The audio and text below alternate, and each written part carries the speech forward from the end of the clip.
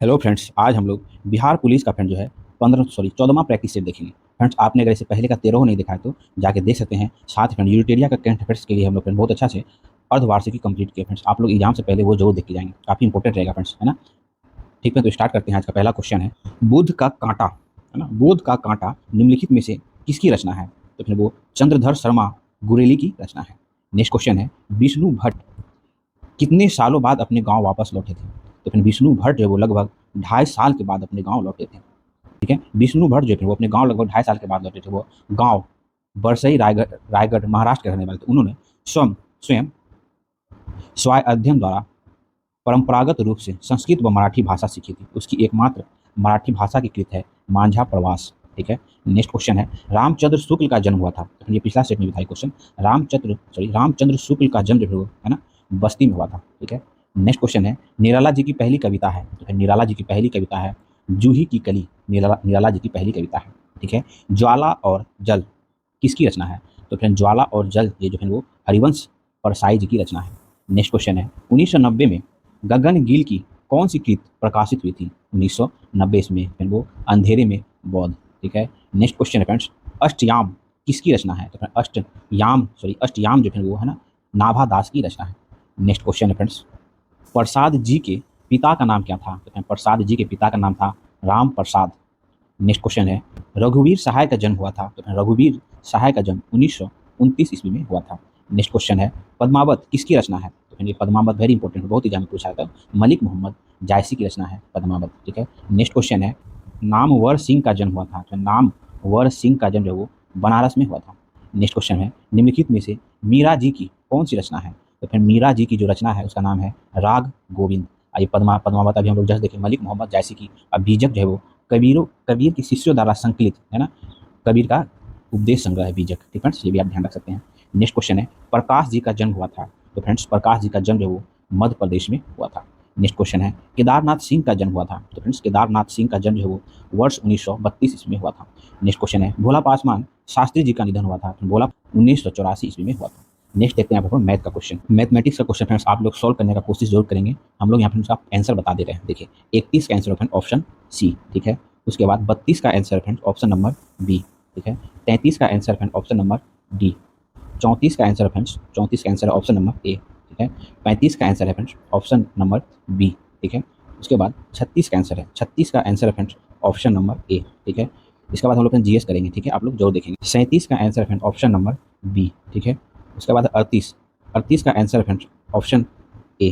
ठीक है, 39 का answer friends option number A. ठीक है, 40 का आंसर फ्रेंड्स ऑप्शन है ना, 40 का answer friend option number A. ठीक है, 41 का answer friend option number D. ठीक है, उसके बाद 42 का answer friend option number D. ठीक है, उसके बाद 43 का answer friend option number C. ठीक है, सी है। ठीक है, 44 का answer friend option number B. अगला है 45। अब जीएस पे आ जाता है हम लोग। देखिए, निम्नलिखित में से कौन एकल इनपुट लॉजिक गेट है? तो फ्रेंड वो है नॉट। ठीक है, नॉट NOT। ठीक है, देखिए, नॉट गेट में केवल एक इनपुट प्रयोग होता है। ठीक है, इसलिए इसे एकल इनपुट लॉजिक गेट कहते हैं। ठीक है फ्रेंड्स, नेक्स्ट क्वेश्चन है, ऋग्वेद में 1000 से अधिक प्रार्थनाएं हैं जिन्हें सूक्त कहा जाता है। सूक्त का शाब्दिक अर्थ है, तो फिर सूक्त का शाब्दिक अर्थ होता है अच्छी तरह से बोला गया। ठीक है, नेक्स्ट क्वेश्चन है फ्रेंड्स, कोणार्क जो कि कहाँ, तो उड़ीसा में है। सूर्यदेव के मंदिर का निर्माण किसने कराया था? तो फिर कोणार्क में जो उड़ीसा में जो सूर्य देव का मंदिर है उसका निर्माण किसने कराया था? तो ये क्वेश्चन बहुत ही ज़्यादा आपको मिलेगा, इसे आप ध्यान रखें। कौन? तो नरसिंह प्रथम जो है वो है ना कोणार्क स्थित सूर्यदेव मंदिर का निर्माण कराया था। ठीक है, नेक्स्ट क्वेश्चन है, मुगल कालीन एक अभिलेख में यह काव्य लिखा है, अगर पृथ्वी पर कहीं स्वर्ग है तो यही है, यही है, यही है। यह अभिलेख कहाँ है? यह अभिलेख जो है वो दिल्ली स्थित दीवान ए खास में स्थित है। ठीक है, दिल्ली में शाहजहां के दीवान ए खास में एक अभिलेख में यह कहा गया है, अगर पृथ्वी पर कहीं स्वर्ग है तो यही है, यही है, यही है। ठीक है, अगला क्वेश्चन है, रायका समुदाय कहाँ पाया जाता है? तो ये रायका समुदाय जो है वो राजस्थान है ना, रायका समुदाय जो है वो राजस्थान में पाया जाता है। ठीक है, नेक्स्ट क्वेश्चन है, रामचरितमानस निम्नलिखित में से किस भाषा में लिखी गई थी? रामचरितमानस जो है वो है ना अवधी भाषा में लिखी गई थी। Friends, very very important.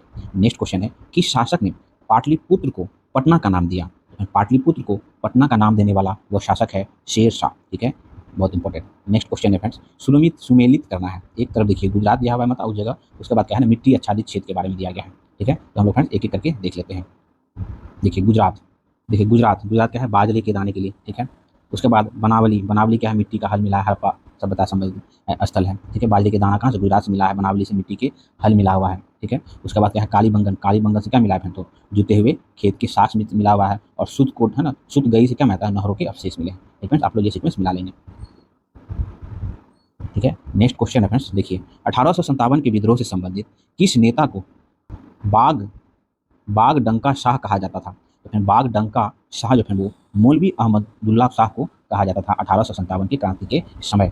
ठीक है, आइए जो है फैजाबाद से क्रांति का नेतृत्व कर रहे थे। क्वेश्चन है, निम्नलिखित में से कौन सा अर्थ टांका को स्पष्ट रूप से परिभाषित करता है। तो फ्रेंड्स टांका को वर्षा जल संग्रहण हेतु भूमिगत टैंक के रूप में परिभाषित करता है। नेक्स्ट क्वेश्चन है, भूग विकृ तरंगे से तात्पर्य है। तो फिर भूग विकृ तरंगे से तात्पर्य क्या होता है ना, पृथ्वी के अंदरूनी भाग में विचलने वाली भूकंपीय ऊर्जा को भूग विकृ है ना तरंगे से तात्पर्य है। ठीक है, नेक्स्ट क्वेश्चन है, कॉर्बी है ना, कॉर्बी एगलोंग पठार कहाँ अवस्थित है। तो वो कॉर्बी एगलोंग पठार जो है वो मेघालय के उत्तर पूर्व में स्थित है। और मेघालय में ना गारो, खासी, जयंतिया पहाड़ी भी है, ये तीनों जो है वो जनजातियों के नाम पर है। नेक्स्ट क्वेश्चन है, निम्नलिखित स्थानों में से एमरेल्ड द्वीप समूह के नाम से जाना जाता है। तो फिर एमरेल्ड द्वीप समूह के नाम से जो है अंडमान निकोबार द्वीप समूह जो है वो एमरेल्ड द्वीप समूह के नाम से जाना जाता है। देखिए अंडमान और निकोबार द्वीप समूह को एमरेल्ड द्वीप समूह के नाम से भी जाना जाता है। ये द्वीप समूह 6 डिग्री से 14 डिग्री उत्तरी और 92 डिग्री पूर्वी से 94 डिग्री पूर्वी देशांतर के बीच का हेतु स्थित है। ये द्वीप समूह जो है वो जलमग्न पर्वतों का हिस्सा है। ठीक है, नेक्स्ट क्वेश्चन है, प्रकाश वर्ष जो है मात्रक है। आप लोग भी जान रहे हैं प्रकाश वर्ष जो किसका मात्रक होता है, तो दूरी का मात्रक होता है प्रकाश वर्ष, है ना, खगोलीय दूरी की इकाई भी कह सकते हैं इसको। ठीक है, ध्यान रखेंगे। नेक्स्ट क्वेश्चन है, निम्नलिखित में से कौन सी गैस जो है ग्रीन हाउस गैस इनमें से नहीं है। फ्रेंड्स हम लोग कल ही डिस्कस किए थे, है ना, ग्रीन हाउस कौन कौन है सभी अच्छे से डिस्कस किए थे ना। तो इनमें से कौन है जो ग्रीन हाउस गैस नहीं है, O2 जो है वो ग्रीन हाउस नहीं है। बाकी कार्बन डाइऑक्साइड, मीथेन, ओजोन, ये सब क्या होता है ना, ग्रीन हाउस गैस होता है। ठीक है, नेक्स्ट क्वेश्चन है, संयुक्त राज्य अमेरिका के कौन से नगर प्रेयरी में अवस्थित है। तो फिर संयुक्त राज्य अमेरिका के प्रेयरी में अवस्थित नगर कौन है, तो इंडियानापोलिस। ठीक है, उसके बाद कनसास, ये सभी ये दोनों जो है वो क्या है ना, संयुक्त राज्य अमेरिका के नगर प्रेयरी में अवस्थित है। तो ऑप्शन क्या होगा, ऑप्शन डी 1 और बी, है ना, 1 और 2। देखिए जलधारा के संदर्भ में सत कथन का चयन करना है। इनमें से कौन कथन जो है वो जलधारा के समय में, जलधारा के बारे में सही है।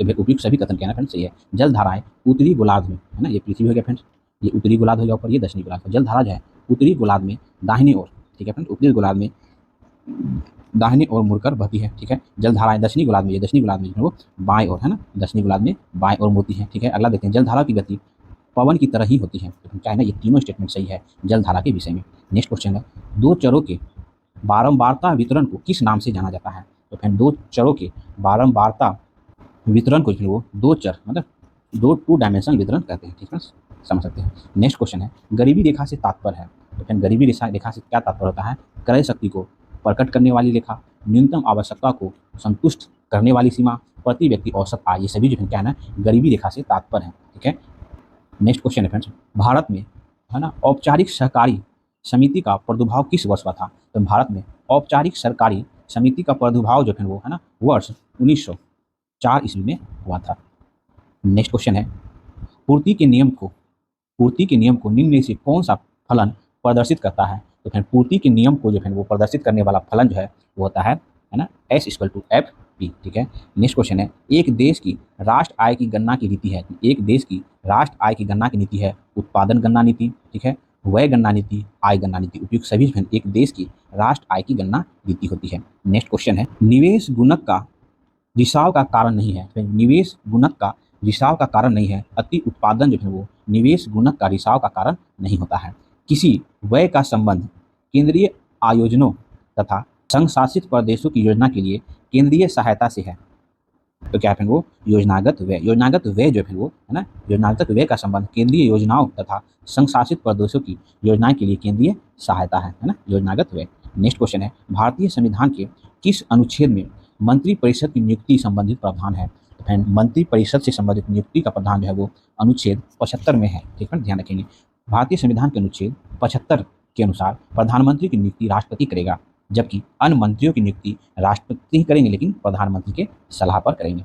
नेक्स्ट क्वेश्चन है, संविधान निर्माताओं ने राज्य की निर्देशिक तत्व की शक्ति किस देश के संविधान से ग्रहित की है? तो राज्य का नीति निर्देशक तत्व जो है वो आयरलैंड के संविधान से ग्रहण किया गया है। राज्य के नीति निर्देशक तत्व का उल्लेख भारतीय संविधान के भाग 4 अनुच्छेद 36 से 51 है ना 51 तक किया गया है। संविधान निर्माताओं ने यह विचार जो है आयरलैंड के संविधान से ग्रहण किया हुआ है। नेक्स्ट क्वेश्चन है, निम्नलिखित में से कौन मतदान व्यवहार को प्रभावित करता है? तो मतदान व्यवहार को प्रभावित करने वाला इनमें से कारक कौन है? तो वो कारक है नेतृत्व, आर्थिक स्थिति, दलों की विचारधारा। उपयुक्त सभी वो मतदान व्यवहार को प्रभावित करता है। भारत में अब तक 17 आम चुनाव हो चुके हैं। इन चुनाव के विश्लेषण के आधार पर यह स्पष्ट हुआ है कि चुनाव व्यवहार में नेतृत्व है ना, उसके बाद राजनीतिक स्थिरता, आर्थिक स्थिति, दल की विचारधारा, जातिवाद, क्षेत्रवाद, भाषाई स्थिति आदि स्थिति क्या है प्रभावित करती है। ठीक है। नेक्स्ट क्वेश्चन है, अधिकार और कर्तव्य एक सिक्के के दो पहलू हैं, यह कथन किस विद्वान का है? यह कथन जो है किस विद्वान का है कि अधिकार और कर्तव्य मतलब मौलिक अधिकार और मौलिक कर्तव्य जो है वो एक सिक्के के दो पहलू हैं। तो यह कथन जो है वो डॉक्टर बेनू प्रसाद का यह विचार है या कथन है। ठीक है। नेक्स्ट क्वेश्चन है, नगर निगम का कार्य संचालन कितने प्राधिकरणों के अधीन होता है? नगर निगम का कार्य संचालन ये फिर वो तीन प्राधिकरणों के अधीन होता है। नेक्स्ट क्वेश्चन है, निम्नलिखित में से किस अधिनियम द्वारा बिहार विधान परिषद का गठन किया गया? वेरी वेरी इंपॉर्टेंट, फिर वो गवर्नमेंट ऑफ एक्ट 1912 के तहत। देखिए फ्रेंड्स क्या था, इंडिया काउंसिल एक्ट। ठीक है, ध्यान से सुनिए। 1861 एवं 1909 में संशोधित कर गवर्नमेंट ऑफ इंडिया एक्ट जो है वो है ना 1912 के द्वारा बिहार विधान परिषद का गठन किया गया था। इसमें पदेन सदस्य जो है वो 21 निर्वाचित सदस्य एवं 19 जो है वो मनोनीत सदस्य थे। ठीक है। अभी बिहार में विधान परिषद की सीटों की संख्या कितने हैं? तो 75 है। ये भी आप ध्यान रखें फ्रेंड्स। नेक्स्ट क्वेश्चन है, कितनी जनसंख्या पर 2 स्तरीय पंचायत का गठन किया जाएगा? तो फिर वो जनसंख्या कितनी होगी जिसमें 2 स्तरीय पंचायत का गठन किया जाएगा? तो फिर वो जनसंख्या है जो है वो कितना, तो 20 लाख से अधिक जनसंख्या है तो 2 स्तरीय पंचायत का गठन किया जाएगा। नेक्स्ट क्वेश्चन फ्रेंड, बाह्य इलेक्ट्रॉनिक विन्यास 3D4 4s2 वाला तत्व है, तो फिर वह तत्व है संक्रमण तत्व। ठीक है, ध्यान रखेंगे। नेक्स्ट क्वेश्चन है, निम्नलिखित में से सदिश राशि है, तो फिर इनमें से सदिश राशि कौन है? तो फिर वो स्थिति और वेग, ये क्या है? सदिश राशि है। सदिश राशि इक्वल टू बोले तो क्या, तो वेक्टर क्वांटिटी। ठीक है। देखिए वेक्टर क्वांटिटी जो होता है क्या होता है ना, देखिए सदिश तथा वेग को व्यक्त करने हेतु परिमाण के साथ दिशा की भी आवश्यकता होती है। अतः ये क्या है? दोनों सदिश राशि है। मतलब जिसको व्यक्त करने में दिशा और परिमाण की भी आवश्यकता होती है उसे सदिश राशि कहते हैं, मतलब वेक्टर क्वांटिटी कहते हैं। जिसको परिवर्त करने के लिए केवल परिमाण का जरूरत पड़ता है उसे अदिश राशि कहते हैं, इक्वल टू स्केलर है ना, स्केलर क्वांटिटी कहते हैं। तो देखिए स्केलर क्वांटिटी कौन कौन है, वेक्टर क्वांटिटी कौन कौन है, आप लोग ध्यान रखें। ये क्वेश्चन जो है ना एग्जाम हॉल में काफी कंफ्यूजन आ जाता है उस टाइम। देखिए स्केलर क्वांटिटी हम लोग देख लेते हैं, अदिश राशि कौन कौन है,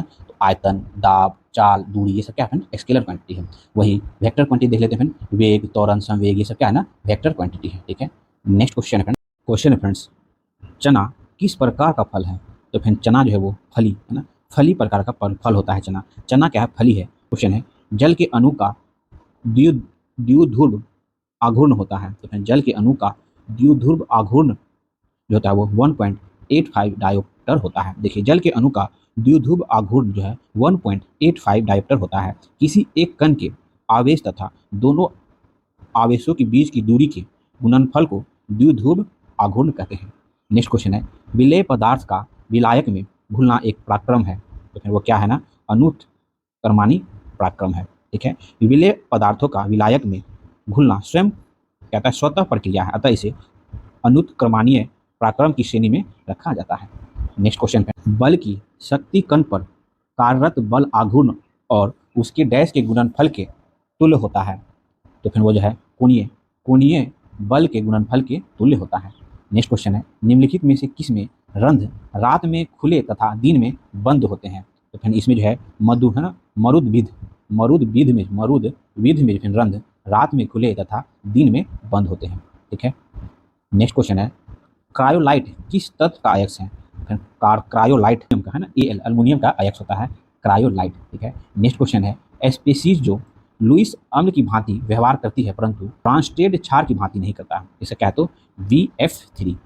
नेक्स्ट क्वेश्चन, जब कोई तेज गति से चलता हुआ वाहन हमारे पास से निकलता है तो हम उनकी तरफ खींचते चले जाते हैं, ऐसा क्यों होता है? तो फिर वो क्या होता है ना, आसपास का दाब जो है कम तथा पीछे की ओर स्थित वायु की अधिक दाब से जो है हम जो है गाड़ी के तरफ आकर्षित हो जाते हैं, मतलब खिंचाव टाइप सा महसूस करते हैं। देखिए क्या होता है ना, जब तेज गति से चलता हुआ वाहन हमारे पास से गुजरती है तो हमारे आसपास का दाब कम हो जाता है और हमारे पीछे की स्थिति वायु के कारण जो है दाब अधिक होने से हम वाहन की तरफ खींचे चले जाते हैं। नेक्स्ट क्वेश्चन है, मानव में जनसंख्या वृद्धि का ग्राफ होता है। तो मानव में जनसंख्या वृद्धि का ग्राफ जो है वो एस आकार का होता है। ठीक है, मानव में जनसंख्या वृद्धि का ग्राफ एस आकार मतलब सिग्मायड होता है। किसी भी पारिस्थितिक तंत्र में संसाधन सीमित होते हैं, अतः उनकी प्राप्ति के लिए प्रतिस्पर्धा होती है। तो फ्रेंड्स, ओम का नियम लागू नहीं होता है। तो फ्रेंड, ओम का नियम जो है इन सभी के लिए लागू नहीं होता है।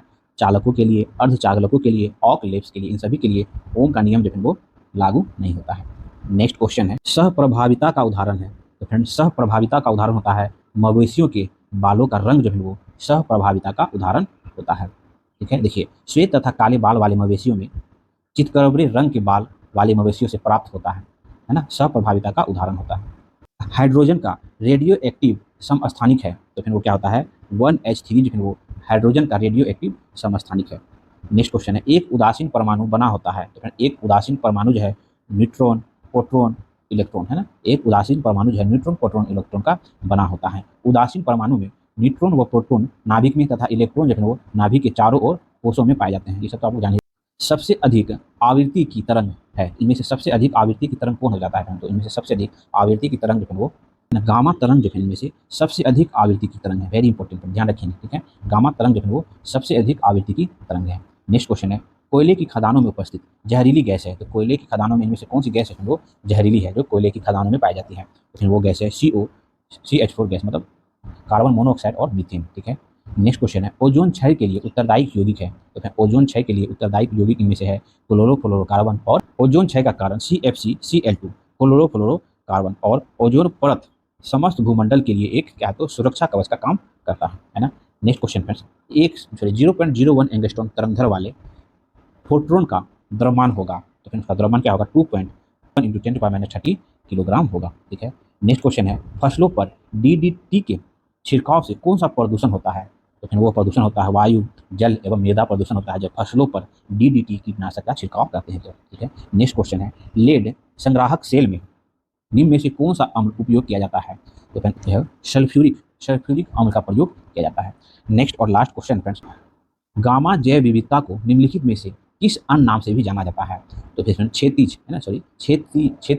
जैव विविधता के नाम से भी जाना जाता है। गामा जैव विविधता को क्षेत्रीय जैव विविधता भी कहते हैं। इनमें एक क्षेत्र में पाए जाने वाले विभिन्न आवासों की जैव विविधता को सम्मिलित किया जाता है। ठीक है, तो आज हम लोग बिहार पुलिस का फ्रेंड की हम लोग 14वां नंबर का सेट प्रैक्टिस पर डिस्कस करने का प्रयास किया। अगर मेरा प्रयास आपको अच्छा लगता है फ्रेंड तो प्लीज़ चैनल को लाइक करें, सब्सक्राइब करें, फ्रेंड शेयर जरूर करें। फ्रेंड, हम लोग यूटेरिया का करंट अफेयर्स कंप्लीट सोल्यूशन कराए हुए हैं। आप लोग एग्जाम से पहले सेट प्रैक्टिस 2 से 3 बार जोर देख लेंगे। ठीक है, वहाँ से फ्रेंड आपको करंट अफेयर क्वेश्चन नहीं मिस होगा। ठीक है, थैंक यू फॉर वॉचिंग। मिलते हैं फ्रेंड अगले